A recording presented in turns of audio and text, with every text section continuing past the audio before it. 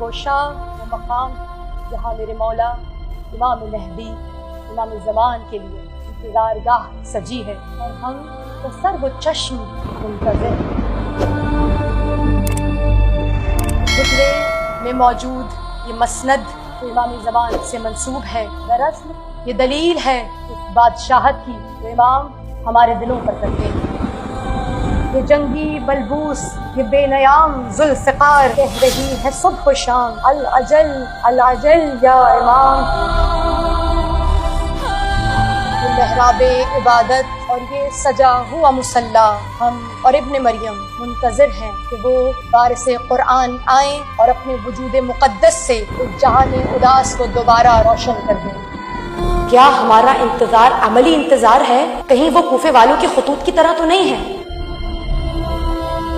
یہ میرے گھر کا وہ حصہ ہے جو امام زمان سے منسوب ہے، اور اسے حجرہ امام زمان کہتے ہیں۔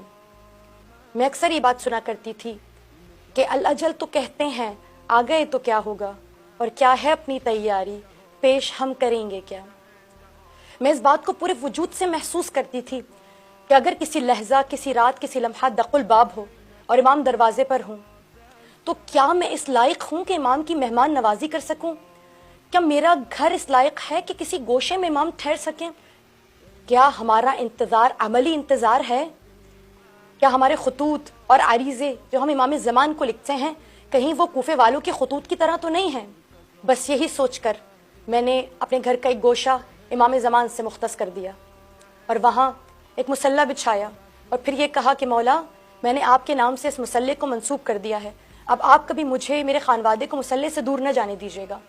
ایک مسند جو آپ دیکھ رہے ہیں امام کے نام سے میں نے سجائی، اور میں یقین رکھتی ہوں کہ جب امام ظہور فرمائیں گے تو یہیں پر نشست و برخاست ضرور کریں گے انشاءاللہ۔ اور یہاں آنے والا ہر شخص اس چیز کو محسوس کرتا ہے کہ واقعاً اس جگہ پر امام کے ذات اطہر اور وجود مقدس کی تاثیر محسوس ہوتی ہے۔ جب کوئی تکلیف ہوتی ہے نا، جب کوئی سوال ہوتا ہے دل میں، تو یہیں امام کی مسند کے پاس آ جاتے ہیں اور اپنی تمام تر تکالیف اور سوال پیش کرتے ہیں، اور امام فرماتے ہیں نا کہ تم یقین کی منزل پر آ کر ہم سے سوال تو کرو، اگر میں جواب نہ دوں تو میں امام نہیں ہوں۔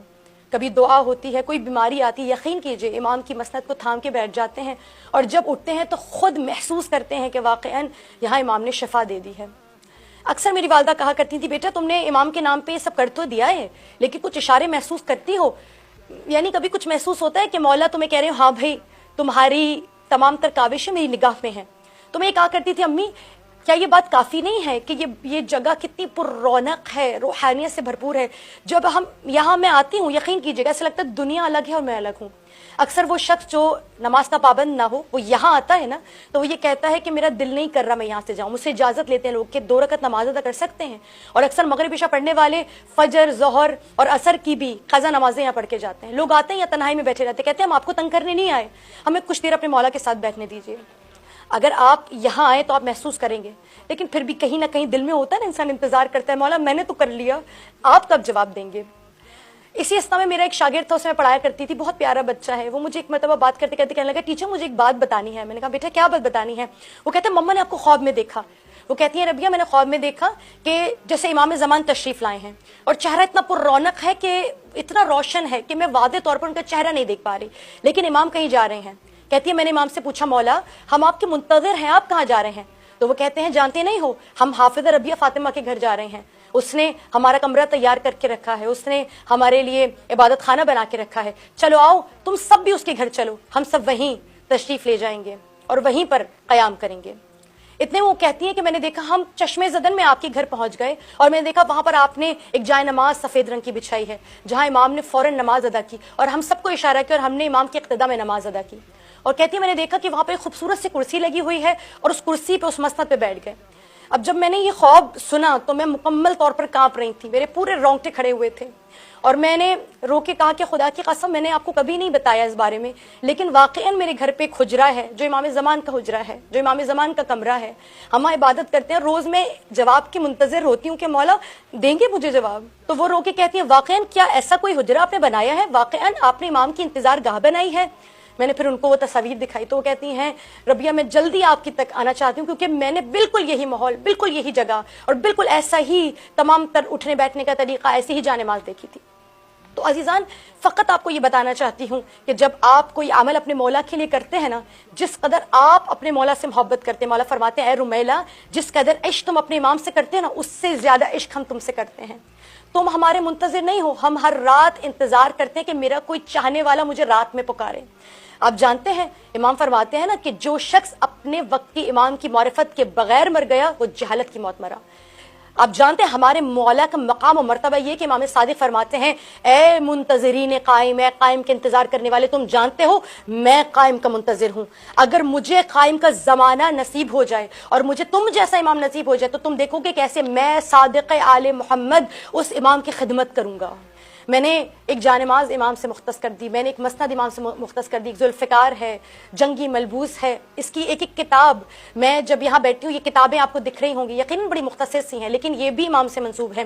ان تمام چیزوں کو دکھانے کی وجہ حقیقتاً ریاکاری نہیں ہے، بلکہ میں بار بار اس چیز کو محسوس کرتی ہوں کہ ایک گھر کیوں، ہم ان کے چاہنے والے ہیں جو ایک وقت میں 40 جگہ موجود ہو سکتے ہیں۔ کیوں نہ ہم سب طوعا بن جائیں، کیوں نہ ہم سب ہانی بن عروہ بن جائیں اور اپنے وقت کے مولا کو، وقت حجت کو اپنے گھر بلائیں۔ ہر شخص تک میں آج یہ پیغام پہنچانا چاہتی ہوں کہ اس بار ولادت امام زمان پر، اس بار آمد امام زمان پر آپ ہم میں سے ہر شخص امام کو تحفہ دے، اور تحفہ کیا دے کہ مولا منتظر نہیں ہے، انتظار نہیں کرے، پوری تیاری کے ساتھ انتظار کر رہے ہیں۔ ہم اکثر یہ کہا کرتے ہیں کہ مولا اپنا گھر جس دن ہو جائے گا اس دن عزا خانہ سجائیں گے، اس دن یہ کام کریں گے۔ خدا کی قسم امام کو بلند و بالا محلات کی ضرورت نہیں ہے۔ میں خود اپنی بات کروں تو میں رینٹ کے گھر میں رہتی ہوں، اور جب بھی کبھی مکان منتقل کرنا ہوتا ہے تو سب سے پہلے کوشش کرتی ہوں کہ امام کے کمرے کو، امام کے حجرے کو تیار کر دیا جائے کہ کہیں امام بے آرام نہ ہو جائے، کیونکہ میں یقین رکھتی ہوں کہ مولا میرے ساتھ موجود ہیں، ہر پل موجود ہیں۔ امام کا مصلی پہلے بچھا دیتی ہوں، امام کی آرام گاہ بچھا دیتی ہوں، امام کی مسند بچھا دیتی ہوں۔ یہاں یہ کرنا مشکل نہیں ہے، ہم ہر سال محرم میں عزا خانے سجاتے ہیں اور محرم کے جاتے ہی عزا خانوں کو خیر آباد کر دیتے ہیں، دوبارہ سے ٹی ویوں کو آباد کر دیتے ہیں، دوبارہ سے اپنی اس روٹین پر آ جاتے ہیں۔ کیوں آ جاتے ہیں؟ کوشش کیجئے نا کہ گھر پہ چاہے پورا کمرہ نہ صحیح، ایک چھوٹا سا گوشہ امام زمان سے منسوب تو کر کے دیکھیے، آپ دیکھیں گے امام کے وجود مقدس کی برکت سے آپ کا پورا گھر گناہوں سے دور ہو جائے گا۔ میوزک، گانے، لہو و لعب، ہر اس چیز سے جس سے امام کو تکلیف ہوتی ہے آپ کوشش کریں گے کہ آپ خود کو اپنے آپ اس سے دور کر لیں۔ اپنے گھروں میں ایک چھوٹی سی جگہ کو، ایک کمرے کو امام زمان سے منسوب کریں اور کہیں مولا اب واقعاً ہم تیار ہیں۔ اور جب آپ اس سے منسوب کریں گے تو پھر ہو ہی نہیں سکتا کہ آپ اپنے پورے گھر کو اس کے لیے تیار کر دیں۔ پھر آپ دیکھیں گے کہ وقت پر عبادت، اکثر جب نماز کے لیے دیر ہو رہی ہوتی ہے ایسا محسوس ہوتا ہے اس کمرے سے کوئی آواز دے کر ہمیں پکار رہا ہے اور کوئی چاہتا ہے ہم فوراً آ جائیں۔